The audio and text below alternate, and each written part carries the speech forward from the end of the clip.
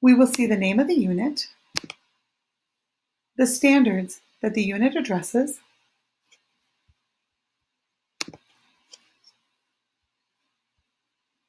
and thank you for your patience. I appreciate that as the computer runs a little bit slowly.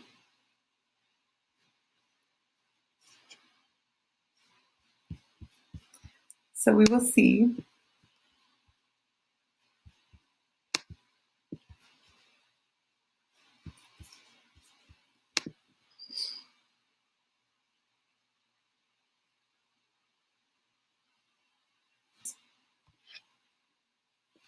you'll see links to each unit that is completed and the standards that each unit addresses. Now, we recommend beginning the year with Weeks of Inspirational Math, which is a 1 week to 2 week unit that you can use that was created by Joe Bowler and the math team at Stanford University to help students build a growth mindset, understand their brain and how their brains work and learn, and to build self-efficacy as mathematicians. Now, when we open up a unit planner, welcome K-2 teachers to a brief overview of the math resources that are available for you. This past summer, teachers from grades K through 2 came together for 3 days to review and build on the TQE materials available in our Schoology resources. The authors of these resources are St. Paul teachers who came together over the last 2 summers to work on developing a standards-focused scope and sequence that is designed to provide students opportunities to engage in rich mathematical tasks, promote student discourse, and help students to create their own understandings of mathematical concepts. Please note that these documents are a work in progress. They are constantly being vetted and revised based on feedback from you. So, where can I find the materials? First, we're going to go to the Schoology group called OTL Elementary Curriculum Resources. Next, we're going to click on the Resource tab and click on the folder that has your grade level. We're going to use first grade. Since all of the grade levels are laid out the same, it'll be easy to follow along. So open up your grade level and you'll find the math folder. And inside the math folder, there is a link to the Math TQE Resources. Once you've clicked on that link,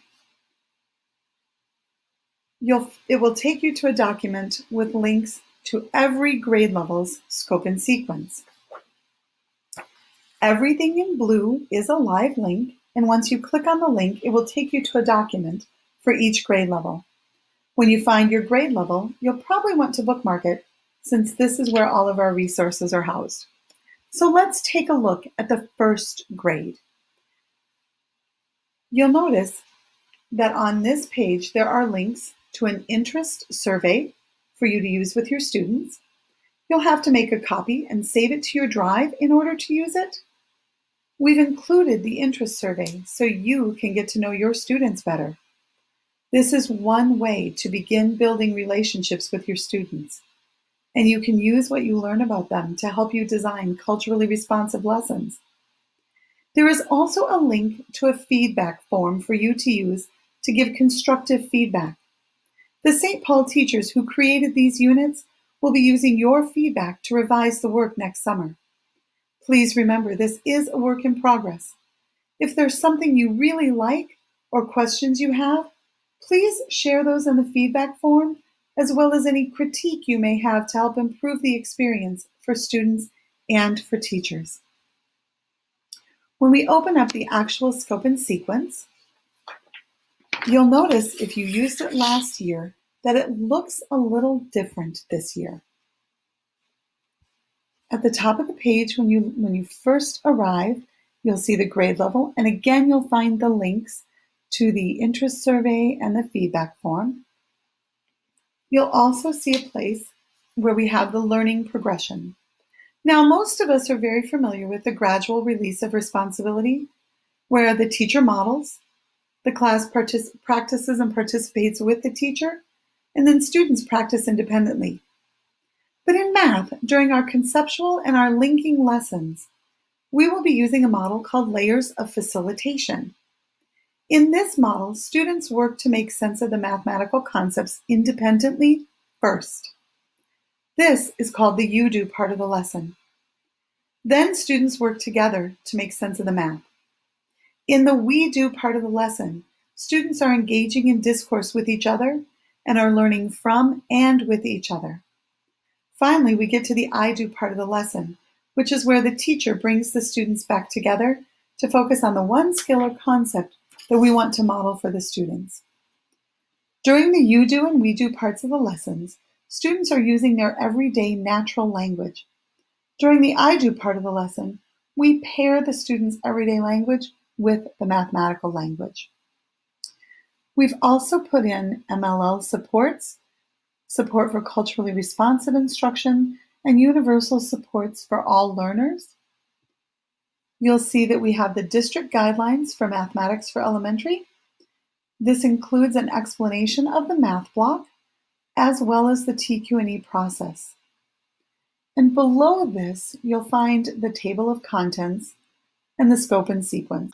You'll notice the first thing in the scope and sequence that is recommended is weeks of inspirational math. These lessons and activities were developed by Joe Bowler and a team of math educators from Stanford University. They focus on growth mindset. They use brain research to teach students about how their brains learn, and they build self-efficacy among students as mathematicians. Some of the grade levels have recommended progressions of lessons, but we encourage you to explore the Weeks of Inspiration at www.ucubed.org and choose what works best for you and your students. Now, when you open a unit planner, the first thing that you will see is the name of the unit, the recommended dates or days, the standards, and a table that has links to bookmarks within this document for each lesson. In the lesson plans, you will see that we have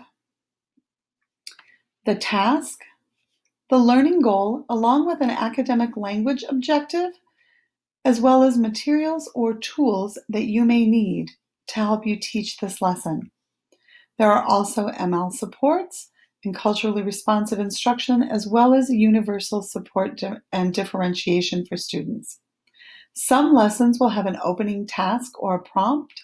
Some will go right into the lesson.